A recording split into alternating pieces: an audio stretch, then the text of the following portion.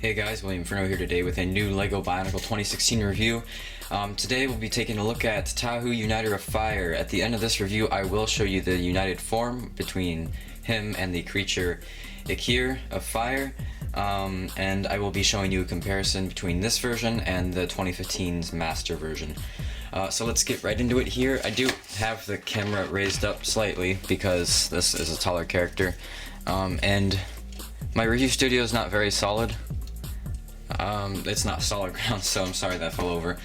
So we do have the box here. It's a nice larger $20 sized box with Tahu in the front, in his gold mask, and his name of course, and his information.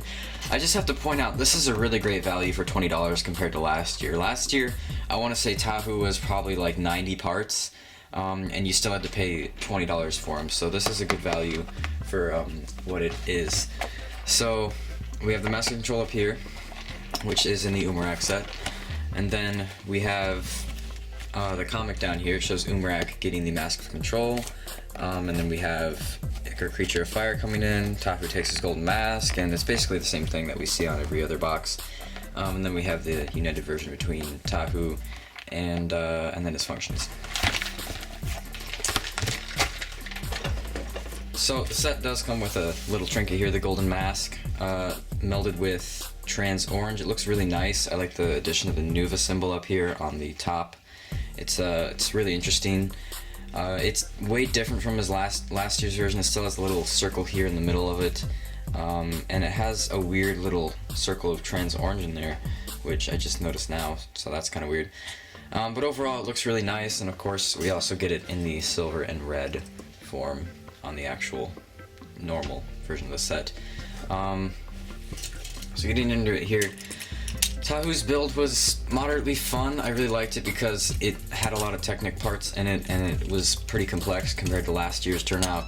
And it was just a pretty fun build with a lot of new parts here. We have the two new armor shells right here, which are very detailed, very rugged looking.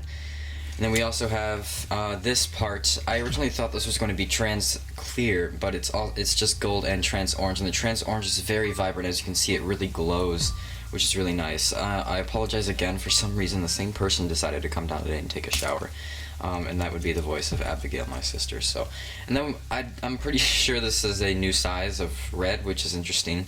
It's in a size 6, I want to say 6, yeah, 6 it looks like. So we get 2 of those, and then at least for the US, if you don't count the Chima Ultra builds, I think that this trans orange bone piece in the longer form is also a newer part. And then we have the Borak eyes in Azure. I don't know if that's new either, just tell me in the comments, I don't know. Then we have the gold chest plate. This time it's in gold, and we have blue and red accents with the silver Nuva symbol in the middle, and we also get this Nuva symbol on the sides as well. As you can see, it kind of glares in the light I have here. Really nicely detailed. I really like the gold color on it, and I really like the accents of blue, so that looks really nice. Then this is also really nice to see. We get the gold skull armor piece now in gold, as I said, so that's also just a really nice recolor that we get. And then we have this new sword sort of piece. It's kind of stuck on there, so I won't take it off. This time we get it in orange, and we get 2 of them on the set. And then of course we have the new torso piece, which is able to swivel.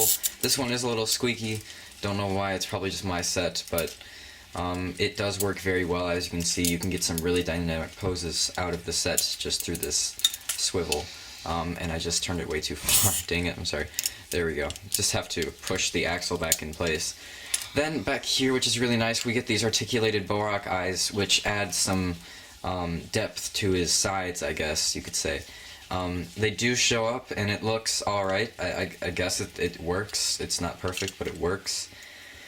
And then we have the eye stalk, which is now shortened, and of course the new mask. So a lot of really nice parts on this set, a lot of really nice recolors and just new molds in general. Articulation wise, he's very standard. You don't have a lot of different articulation, except for his shoulder pads, which can articulate. These Borak eyes can articulate, and His swords actually have articulation. They have a little function here, which I think is really nice. You can turn the gear, and the swords will move up and down, or at least the orange part of the sword, and that is actually a really nice function. I've heard mixed feelings about it, like people don't really care for it. At least from BZ Power, I've heard that kind of, criticism. I'm not disagreeing with them. It doesn't seem like the most useful thing in the world, but it's still really nice to just adjust the sword, because I would really hate it if it just stuck out like this. As you can see, that is incredibly gappy. Not a very nice looking sword. So if you can have it up like that, I think that looks really nice, or it may even look nicer just retracted like that. And it has a lot of nice articulation in it. And for some reason it's built with this like brown axle piece in there. I don't know why they chose brown. It doesn't really stand out at all, but it's just something to point out, I guess. His swords can also connect with each other. For this to not look awkward, you'd have to switch the hands around, but I'm not going to do that. You just connect that black axle and one of the swords to there. It sort of kind of looks like a lava board, but it's definitely too gappy to be one, so I wouldn't try that. But you can definitely get some different poses out of this. You can kind of get that trident look that Gali or Pohatu has. You can kind of get that look out of the double sword. So that's pretty nice in my opinion, that they decided to make a weapon that has dual functions and just a lot of different possibilities, which looks really nice. Now we're going to talk about the most controversial part of this set, which would be the color scheme. It's gold and trans orange for the most part, other than the 4 parts of red, I should say. You have these 2 armor pieces that they decided to cover up with gold and trans orange.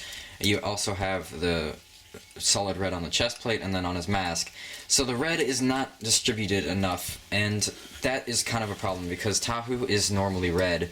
That is what we kind of know Tahu for, and they sort of got rid of most of the red on him and replaced it with a trans orange, and then they were like, let's dip this guy in gold. So that is exactly what they did, and it just doesn't feel like Tahu anymore, guys. I hate to say it, but the lack of red just kind of takes away from the whole feel that used to be Tahu. And I hope LEGO can realize that, and if they make a Tahu set next year, which I don't know if they will, they sort of bring back more of the red that we wanted.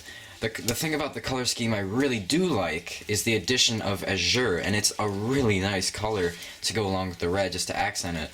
I feel like it could have been distributed a little bit better than just the ankles and the chest. But for what it is, I think it looks good. Maybe these Borak eyes back here could have been in azure, but, what are you going to do? Of course, I forget to mention this in every review, but the mask popping function still exists. It's just the shorter eye stalk. And the one problem with the color scheme with the normal mask on is that there's silver on the normal mask. Now, for me, this doesn't bother me entirely, but I could see how it could bother some people because there's absolutely no other silver on the set other than these hilts on the swords. So that's kind of a con because it's like there's no other silver. They could have fixed that by making it gold on the top, but I feel like that would have been even more hindering for ability to use the mask on other mocks. It's like the silver is already kind of hindering, but it just doesn't look right on Tahu, considering he doesn't have any other silver on him. So it's kind of a problem because everything else on him that's metallic is gold. And of course, then we have the trans orange issue, which is not going to go away. You see that the trans orange is distributed really well, it's just there's too much of it. And the same with the gold, it's distributed really well. They made his feet gold, they made his upper legs gold. It's just, they didn't put enough of his natural red color in there, and that kind of took away from the set after I was done building it. With this golden mask on, I have to admit he looks more solid just because the colors are distributed way better and there's no silver on him at this point. Now there's just trans orange. So as you can see, he looks way more solid. The colors look way more solid, but he's still not Tahu. He's still not the regular red Tahu that we all know and love. So that's kind of a problem. So overall, I'm gonna give him a 7.5 out of 10. He's a nice, cool set. I really do like just the stature of the set, other than the fact that he falls over on my review studio. But I really do like just the way the set was designed. I just don't feel like it was designed for a Tahu character. they could have used this for a different element. I think it would have looked better. Or they could have just put more red in and then it would look more like Tahu. So 7.5 out of 10. I also want to change my Pohatu rating to a 6.5 out of 10. I know I was a little bit high on that one just because I kind of was excited, you know, because, you know, one of the first Uniters I opened. But now we're going to take a look at the United version. Before you want to put this together, you want to move the legs back on Iker, or Ikir. And then you just want to snap together these parts, which go nicely together. You have to find some place for these Ikir little claws on the back to go. So, yeah, it's kind of a problem. You can kind of just tuck them in back here, although that covers the tail. So just find a nice place for them to go where it won't annoy you, really. It works fine for me because you don't see them from the front. So you want to line the creature mask over Tahu's mask. Okay, that looks good enough.